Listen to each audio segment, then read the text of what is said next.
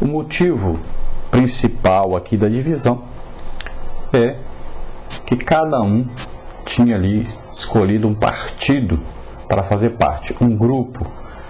Então tinham ali 4 grupos distintos na igreja. Então tinha ali o primeiro grupo, o grupo de Paulo, o segundo de Apolo, o terceiro de Cefas, ou Pedro, e o quarto que dizia ser o grupo de Cristo.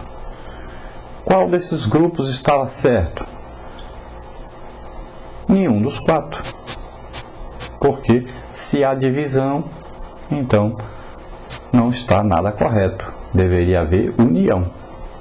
Então no original aí a palavra dissensão, né, divisão, procedem de uma mesma raiz que significa fragmentar, dividir, rasgar.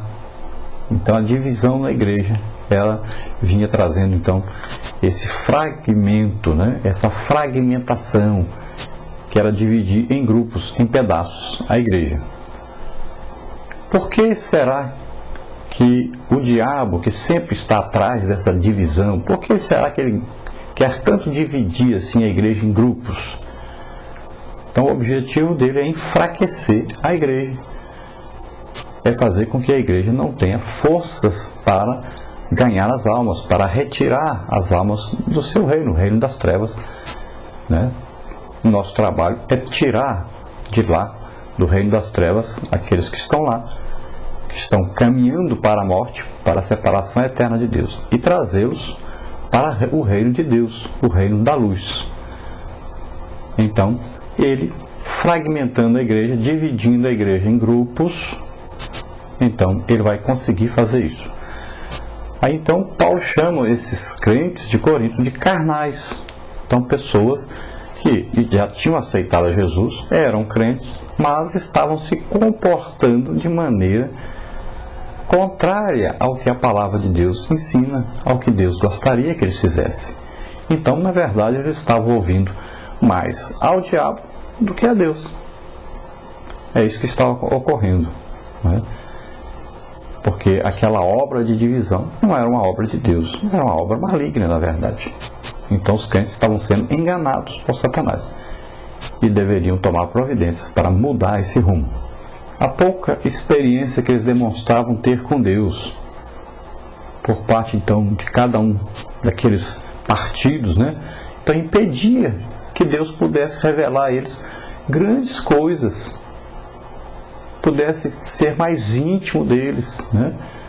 Então Paulo corrige os coríntios aí sobre sua divisão e explica sobre os diversos ministérios de Cristo na igreja, a função de cada um desses ministérios e, acima de tudo, que tudo o que tinham ou ensinavam ou pregavam, tanto Paulo como Pedro, como Apolo, todos esses homens, tudo que eles falavam, ensinavam, pregavam, vinha de quem? Vinha de Deus.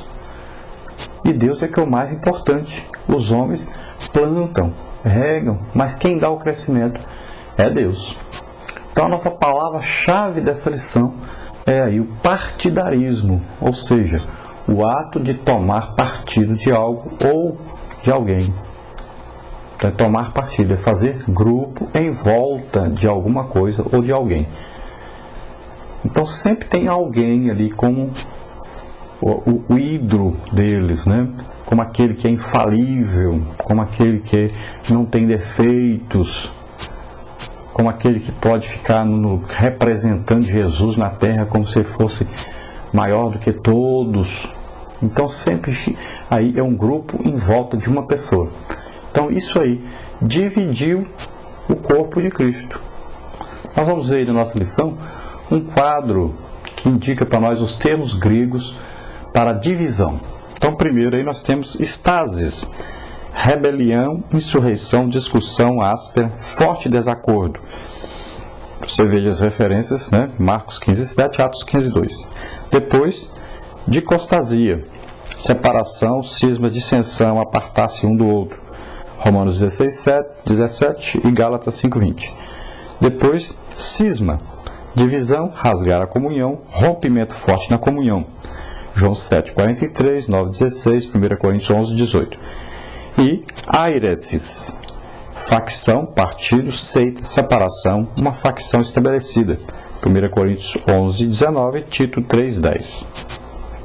Então essas aí são as palavras utilizadas para falar sobre a divisão. Vamos falar então sobre esses grupos na igreja em Corinto. Então começaram a surgir aí facções entre os dirigentes da igreja de Corinto. Alguns membros da igreja passaram a considerar então mais a certos ministros do evangelho que o próprio evangelho. Então eles passaram a adotar um tipo de pessoa, um tipo de ministro, um tipo daquele ministro que se destacava, e colocaram esse ministro e o que ele falava e como ele agia, tudo acima até do próprio evangelho. Isso acontece muito e continua acontecendo. E dentro da igreja de Cristo acontece muito isso. Às vezes um pregador se torna tão importante que ele começa a pregar uma heresia e o povo achar que está correto, que tudo que ele fala está certo. E nós não devemos de maneira nenhuma agir assim. Devemos ser como os bereanos, né? Conferir na palavra de Deus sempre tudo que é pregado, tudo que é ensinado. Temos que ir lá na Bíblia e conferir. Como é que está lá na Bíblia? Né? Essa é a maneira correta. Então, isso estava acontecendo ali, na igreja em Corinto. Paulo condena essa atitude e os faz lembrar, então, que nem ele, nem qualquer outro homem foi crucificado por amor a eles. Então, Paulo diz, gente, eu não morri na cruz, Apolo, nem Pedro, nenhum de nós morreu na cruz por vocês. Por que vocês estão fazendo isso? Então, esse mesmo erro ainda existe hoje. Alguns crentes se apegam, então, mais a um certo pastor ou evangelista do que a Cristo e a sua própria palavra. Essa atitude, então, pode torná-los infiéis aos princípios cristãos e até mesmo levá-los, então, a dividir a igreja. Então, sempre devemos tomar o cuidado de concentrar o nosso amor, nossa devoção, nossa lealdade a Deus e a sua palavra. Não em qualquer pastor ou evangelista ou qualquer outra pessoa. Nós devemos concentrar sempre a nossa atenção na palavra de Deus e ter sempre como o cabeça da igreja o próprio Jesus Cristo. O nosso pensamento, nossa intenção, devemos sempre buscar a perfeição de Cristo e saber o que Ele disse. Todo assunto que você quiser saber, pergunte o que Cristo falou sobre isso. Quando Jesus estava na terra aqui, Ele falou sobre todos os assuntos que você precisa realmente saber, os mais importantes. Então procure o que Jesus falou sobre isso e você vai achar a resposta correta. Procure na palavra de Deus. Vamos falar primeiro então do grupo do Apolo, né? Então os gregos que admiravam um excelente orador ou pregador foram para o lado de Apolo. Apolo é um excelente pregador, um orador, fala bonito, muito inteligente. E os gregos gostavam sempre, buscavam essa sabedoria humana e fizeram logo um grupo em torno de Apolo, que pregava bem. Tinha o grupo do Paulo, né? Podemos dizer que os romanos, né, e os escravos que viam aí na simplicidade, no ensino de Paulo, sua liberdade em Cristo.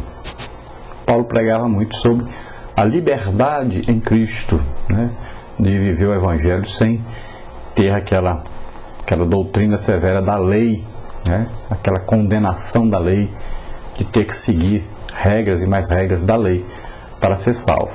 Paulo pregava contra, então, o judaísmo e também os judaizantes que haviam na igreja, né? Que queriam que os crentes fossem circuncidados, que guardassem o dia de sábado e que guardassem aí o tipo de alimentação que fosse igual a todos os judeus. Então eles exigiam isso dos cristãos e Paulo pregava exatamente contra isso. Dizia que nós somos salvos não por obras, nem por guardar dias, meses, nem nada, né?